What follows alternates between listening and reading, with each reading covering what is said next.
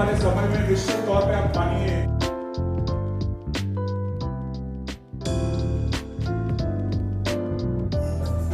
शिक्षकों का और गुरु करुणा पर देख है जीवन के फल का। यदि आपके जीवन के नौका के गुरु ना होंगे तो आप कैसे रुक सकते हैं?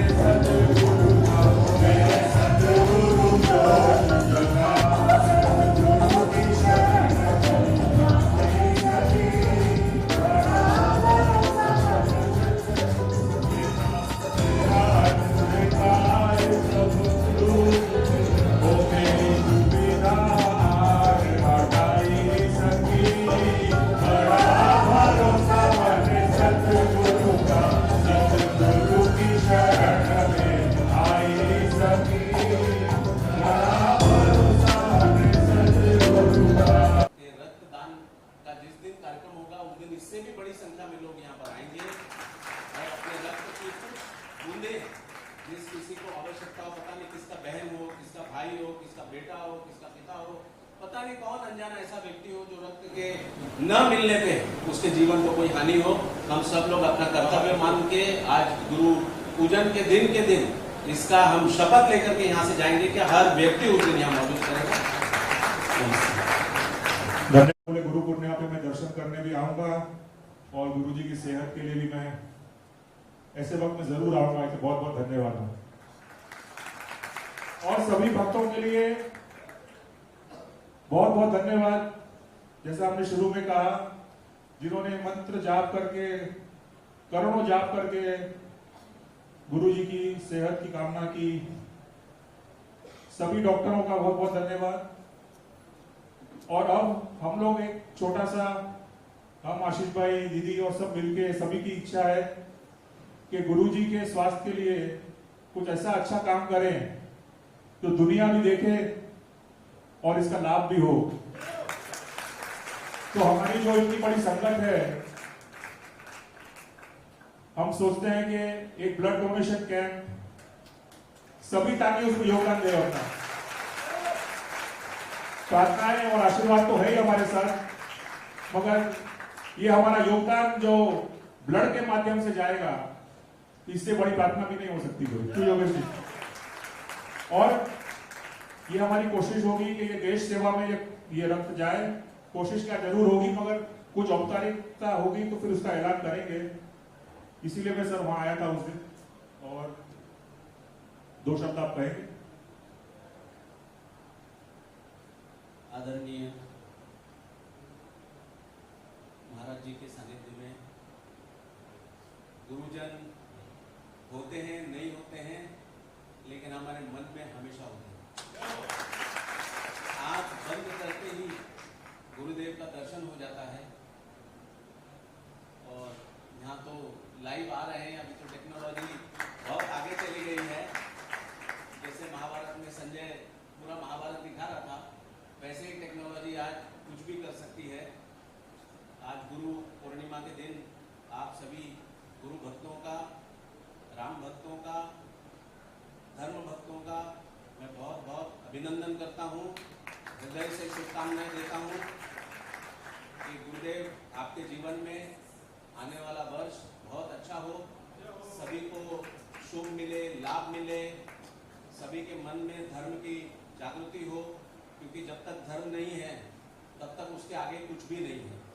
पहला जो सीढ़ी है वो धर्म की है, और हम सभी धार्मिक व्यक्ति हैं, इसलिए बाकी सारी चीज़ों को छोड़ करके हम यहाँ बैठे हैं, गुरु जी का आशीर्वाद प्राप्त करते हैं। जिसको गुरुदेव का आशीर्वाद प्राप्त हो जा रखा है, उसकी खुद का जीवन तो अच्छा हो ही जाता है, लेकिन आने वाली 7 पीढ़ियों का वो खुद और उसके उन सब के जीवन के लिए कल्याण करता है। वो जो गुरुदेव के सामने हाथ जोड़ करके और जो भी मन में सोचता है, मैं देखता हूँ जो भी हिंदू धर्म को मानने वाले लोग हैं वो अपने लिए कुछ नहीं मांगते हैं। बाकी धर्म के लोग बोलते हैं भाई मैं मर जाऊं तो बहत्तर हो रहे मुझे दे देना तो मेरा जीवन कल्याण हो जाएगा। लेकिन जो हिंदू होता है वो अपने आगे की पीढ़ियों के बारे में ही सोचता है कि भगवान मेरा जीवन कैसा भी हो, लेकिन आगे की पीढ़ी बहुत अच्छी हो, उनके जीवन में कोई तकलीफ, कोई कष्ट न आए, उसी के लिए हर व्यक्ति और हाथ जोड़ करके गुरुजन को, भगवान को और प्रार्थना करता है। मैं बिल्कुल बहुत दिल से आज गुरु जी के इस मंच के ऊपर मैं खड़ा हूँ। साक्षात भगवान आपके मन की सारी मुरादें पूरी करें, आप सबके जीवन में बहुत ही कल्याण, सुख, शांति, आनंद और धर्म हमेशा बना रहे, आपकी पीढ़ियों में भी सब चीजें बनी रहे, धर्म बना रहे। मैं इन्हीं 2 शब्द के साथ अपने वाक्य पूरे करता हूँ। जय हिंद, जय भारत। इस वक्त मलाड में है और यहाँ पर जो स्थान है उसका नाम है अमोघ धाम, जो स्वामी श्री सत्यानंद जी महाराज हुए हैं, उनका एक पंथ है श्री राम शरणम। राम नाम की दीक्षा से और राम नाम का सत्संग यहाँ पर होता है। और बम्बई में मेरे दादाजी आए थे, स्वामी श्री ईश्वरदास जी महाराज, और करीबन आज से 70 साल पहले यहाँ पर शुरू हुआ था, बड़े छोटे से रूप में एक कमरे में, और उस वक्त 2 या 3 व्यक्ति टोटल सत्संग में आया करते थे। उसके बाद आज ये यात्रा है यहाँ पर, 70 साल बाद उनके ब्रह्मलीन होने के बाद गुरुदेव श्री राजेंद्र जी महाराज ने ये सत्संग की बागडोर संभाली है। इस गुरु पूर्णिमा पे उनका स्वास्थ्य अच्छा न होने के कारण वो यहाँ पर सत्संग पर through the live telecast screen पर थे, जैसा आपने देखा होगा। यहाँ आ नहीं पाए। हमें उम्मीद थी कि वो आएंगे, लेकिन क्योंकि स्वास्थ्य बहुत ज़्यादा ख़राब था, 1.5 महीना हॉस्पिटल में रहे, इसीलिए वो यहाँ पर आज उपस्थित ना हो पाए। तो सत्संग यहाँ पर गत 70 वर्षों से बम्बई में चल रहा है। अमोघ धाम को करीबन बने हुए 23 साल या 22 साल, इस तरह से 22-23 साल के बीच में हो गए हैं, और हज़ारों लाखों भक्त यहाँ पर हमारे सत्संग से जुड़े हुए हैं। राम नाम, राम प्रेमियों का, गुरु प्रेमियों का ये सत्संग है। एक अमृतवाणी की पुस्तिका जो हमारे महाराज जी ने रची है। तो आज हमारे लिए इम्पोर्टेंस इस बात की है कि जिसे कहते हैं इंग्लिश में एनलाइटमेंट, और महाराज जी के टर्म्स में उसे हमने कहा है साक्षात्कार दिवस।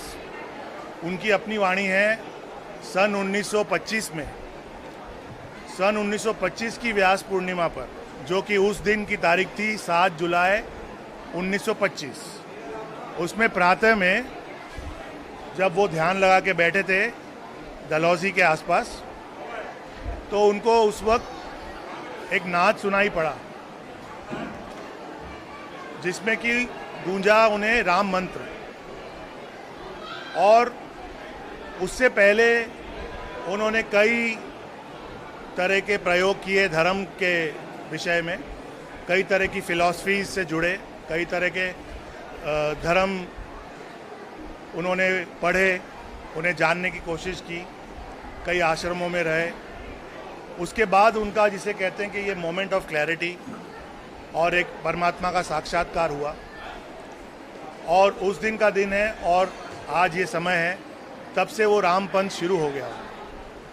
एक इष्ट उनके बन गए राम, और राम नाम का उन्होंने पूरा उस जमाने में ज़्यादातर प्रचार उत्तर भारत में किया, और उसके बाद फिर ये प्रचार आज पूरे विश्व में होता है। उसके कुछ समय बाद उन्होंने एक रचना की जो कि अपने आप में एक महाकाव्य राम नाम पर माना जाता है, जिसका नाम है अमृतवाणी। बड़ी छोटी सी सरल सी पुस्तिका है, लेकिन हम भक्तों का ये मानना है कि उसमें जीवन का, हर परिस्थिति का, हर प्रॉब्लम का, हर अच्छी बात का सल्यूशन है। वो ऐसी चीज़ है जो पैदा होने पर भी हम गाते हैं और किसी के गुजर जाने पर भी गाते हैं। उसी के अंदर सब कुछ समाया हुआ है, और राम नाम पर इससे अच्छा काव्य, इससे अच्छी रचना हम लोगों को कोई और नहीं लगती। तो उसी की मान्यता है। यहाँ पर हर संडे गुरुदेव के सानिध्य में सत्संग लगता है। इससे पहले हमारा सत्संग नडियादवाला कॉलोनी में, जो एसवी रोड पर मलाड वेस्ट में है, वहाँ लगा करता था। कई साल लगा, फिर ये स्थान निर्माण हुआ, अब यहाँ लगता है। सभी आमंत्रित हैं, सभी आमंत्रित रहते हैं। जिसकी इच्छा करे भगवान का नाम का रस लेने की, गुरुओं का आशीर्वाद लेने की, तो यहाँ आ सकते हैं, आनंद ले सकते हैं। जैसे हमने देखा योगेश जी भी आए, हाँ,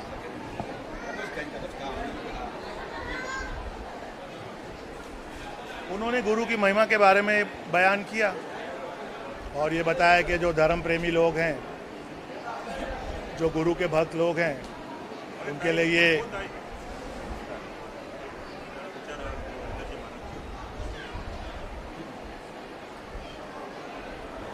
उस विषय में उन्होंने बताया। सर, ऐसा ये स्थान ऐसा है ना कि यहाँ पर सभी वेलकम है। छोटे से छोटा आदमी, बड़े से बड़ा सुपरस्टार, सेलिब्रिटी और नॉन एंटिटी भी, गरीब से गरीब आदमी भी यहाँ वेलकम है। भगवान का दरबार है, इसमें ऐसा ही होना चाहिए मेरे हिसाब से कि देवाचे द्वारी कोणा ना बंदी, कोणा ना ला क्या बंदी। हाँ,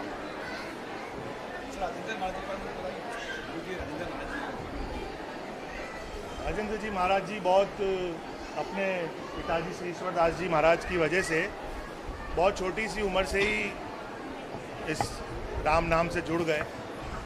जो हमारे बड़े स्वामी जी हैं, स्वामी सत्यानंद जी महाराज, उनके सत्संग में भी वो as an infant, as a small child गए हुए हैं, तो उन्हें भी डायरेक्ट आशीर्वाद स्वामी जी से मिला हुआ है।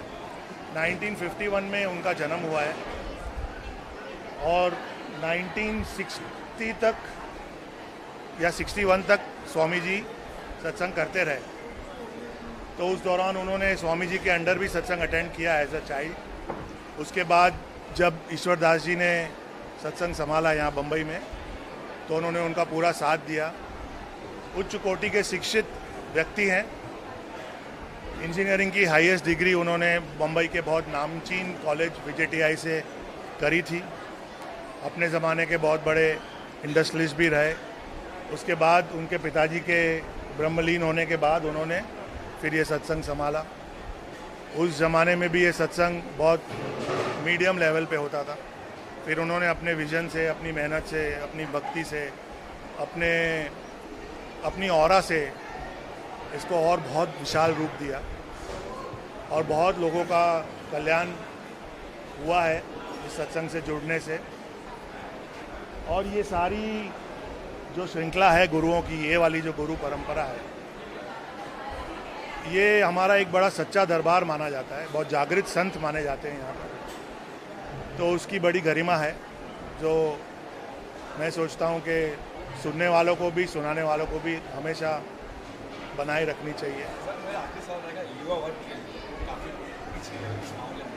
जब भी कोई सत्संग है या कोई जाना है तो मना कर रहे हैं, उन्हें क्या कुछ कहते हैं, कैसे वो दरबार तक आए? देखिए, ये सामाजिक परिवर्तन है। धीरे धीरे ओवर द इयर्स ये बदलाव आया है देश में। ये केवल सत्संग को लेके नहीं आया है, और भी बहुत सारी चीज़ों में, सांस्कृतिक चीज़ों में आया है। तो देखिए, ज़माने के हिसाब से थोड़ा अगर हम सोचेंगे तो हर परिवार अपने बच्चे को आगे बढ़ाना चाहता है। आगे तो बढ़ाना चाहता ही है, और बहुत ज़्यादा एजुकेशन, अब थोड़ा वेस्टर्न पैटर्न पे हम चल रहे हैं, और इंडिया की इकोनॉमी की ग्रोथ भी बहुत अच्छी हो रही है। कई देशों में हम अब अग्रसर हो गए हैं। मेरे ख्याल से अब तीसरी या चौथी पोजीशन तक इकोनॉमी तो आ गई है। तो वो भी कमाल युवाओं ही किया है, और कोई ज़माने में जो आज वृद्ध हो गए हैं उन्होंने किया, जब वो युवा थे वो करते आए। ये कंटिन्यूस प्रोसेस है। मेरा अपना खुद का ये एक्सपीरियंस है कि हम लोग भी अच्छे पढ़े लिखे मॉडर्न स्कूलों में, इंग्लिश मीडियम में पढ़े हुए हैं। एक पॉइंट ऑफ टाइम में लाइफ पे जब हम आते हैं तो हम लोगों को ये सब बातों से थोड़ा रिपल्शन होता है, क्योंकि हमें दूसरी चीज़ें ज़्यादा दिखती हैं, और वो एक नेचुरल कोर्स ऑफ एक्शन है। उसमें कोई ज़्यादा अतिशयोक्ति कर देते हैं कि ज़्यादा बोल जाते हैं, और कोई समझदार व्यक्ति हैं जो उनका मन लगे ना लगे ज़बान से ज़्यादा उसका विरोध नहीं करते, बस उनकी प्रेजेंस कभी कभी होती है या फिर नहीं होती है, एब्सेंट हो जाते हैं। अब उसके अंदर ऐसा है कि आप चाहो तो मैं काफ़ी लंबा बोल सकता हूँ, क्योंकि ये विषय मैंने खुद एक्सपीरियंस किया है। मैं भी उस पीरियड से निकला हूँ। तो एक पीरियड ऑफ बोर्डम होता है शुरू में, जब बात के ज्ञान से नहीं आप जुड़े हुए हो, या उसके तथ्य से आपको इतना लेना देना नहीं है। आपको सिर्फ ये देखना है कि आपको कितनी मस्ती आ रही है, कितना मज़ा आ रहा है, दूसरे ऑप्शंस क्या हैं, जिसको बोलते हैं पीयर प्रेशर भी होता है कि सब लोग तो सत्संग में नहीं जाते हैं, तो जो बेचारा एक जाता है उसको लोग बोलते हैं यार तू ये क्या करता है, क्यों जाता है। तो उसमें युवा से ज़्यादा उसके परिवार का रोल होता है, माँ बाप का रोल होता है, दादा दादी का रोल होता है, बड़े भाई बहन का रोल होता है कि उस बच्चे को थोड़ा एकदम एक साथ सारी डोज आप नहीं दे सकते। थोड़ा इससे टच में रखें। कभी महीने में एक बार ले आए, कभी कोई उसके सामने कोई धर्म की बात कर ली, कोई अच्छी बात सुन के आए सत्संग में तो उसको भी सुना दी, शेयर कर दी। ऐसे धीरे धीरे स्लोली आप उसको टच में रखिए, इंट्रोड्यूस रखिए सत्संगों से। फिर धीरे धीरे अपने आप थोड़ी रुचि जनरेट होती है। जब आदमी थोड़ा और बड़ा होता है जवानी के मज़े लेता है, जिसे कहते हैं हम विषय विचार, तो वो भी ज़रूरी है, क्योंकि उसमें से गुजरेगा तो अंधेरे में से गुजरेगा तो उजाले का मतलब समझ में आएगा उसको। अगर उसने जीवन से शुरू से लेके अंत तक उसे केवल उजाला देखा है तो उसकी उतनी इम्पोर्टेंस शायद उसके लिए ना हो जितनी कि अगर एक डार्क पैच उसने लाइफ में देखा है उसके बाद उसको अगर, तो मैंने ऐसे बहुत देखे हैं लोग जो कोई ना कोई तरह से फिर चोट खा के या अपनी खुद की रुचि से या फिर बहुत देख लिया दुनिया के रंग, बहुत कमा भी लिया, तब मुड़ के आ जाते हैं। कभी कोई अचानक ऐसा क्षण बन जाता है उनके जीवन में कि उनको कोई चीज़ अच्छी लगती है, कहीं और गए होते हैं, किसी और मंदिर में, किसी और गुरु के पास, छोटी सी बात समझ में आ जाती है, वहाँ से वो शुरू हो जाते हैं। ऐसे बहुत युवा यहाँ पर हैं जो अब युवा नहीं है, 50 के हैं, 45 के हैं, जो बीच में गायब हो गए। अब जैसे सबसे बड़ा एग्जाम्पल है कि हमारे यहाँ पर चौथी पीढ़ी आ रही है, क्योंकि 70 साल हो गए और हम लोग भी परिवारों से उतने सालों से जुड़े हुए हैं, क्योंकि 50 साल पहले इनके परदादा आते थे, किसी के परदादी आती थी, किसी का नाना आता था, किसी की नानी आती थी, तो उसमें से चलो समझो उनका परिवार 20 जन का है आज, तो 20 नहीं तो 5 तो आते हैं। वो 5 तो वो वाले ना जो जुड़ गए, जिनको रुचि आ गई, पर वो हुआ किस वजह से? क्योंकि जब वो छोटे थे उनको किसी बाबा ने, नाना ने, किसी बाप ने, किसी माता जी ने अपने साथ ले आए, यहाँ बिठा दिया, गुरु जी से आशीर्वाद दिला दिया, बातचीत होती रही, लगन लगती रही, फिर उन्होंने शिविर अटेंड किए। तो टोटली रूल्ड आउट मैटर नहीं है कि युवा ने टोटली डिस्कार्ड कर दिया है, बल्कि अभी तो धर्म के प्रति लोगों की रुचि है। एक और प्रॉब्लम है कि बेचारा युवा कहीं जाता है तो उसे शायद वो उसके अंदर उतनी सच्चाई नज़र नहीं आती, पाखंड नज़र आता है, ढोंग नज़र आता है। बहुत से गलत एग्जाम्पल्स हैं हमारे बीच जिन्होंने इस पर बट्टा लगा दिया है, नाम भी खराब कर दिया है, और एक जनरल स्टेटमेंट देने के लिए बहुत अच्छा हो जाता है कि ये साधु संत तो सारे ऐसे ही ढोंगी हैं, चोर ही हैं। मैंने ये सवाल आ गया। हाँ, तो वो भी है, ऐसा तो नहीं है कि नहीं है। तो वो देखता है, वो देख के वो अपना पॉइंट ऑफ व्यू रखता है, उसका एक परसेप्शन बन जाता है, फिर उसको उस बात से रिपल्शन हो जाता है, चिढ़ हो जाती है। पर फिर अगर कोई दिन अगर ईश्वर की कृपा है उस पर तो वो आ जाता है और आ ही जाएगा। मैंने ऐसा देखा है, हम लोग हिंदुस्तान में बड़े भावुक लोग हैं और हमारी संस्कृति बहुत गहरी है, तो ये छोटे मोटे 10-20 साल के रंग से ये परमानेंट राम का रंग निकलने वाला नहीं, ये कृष्ण का रंग, ये शिव का रंग, देवी का रंग, ये ऐसे निकलने वाला नहीं। थोड़े कुछ समय के लिए युवा प्रभावित हो सकता है, आना तो यहीं पड़ता है। Thank you.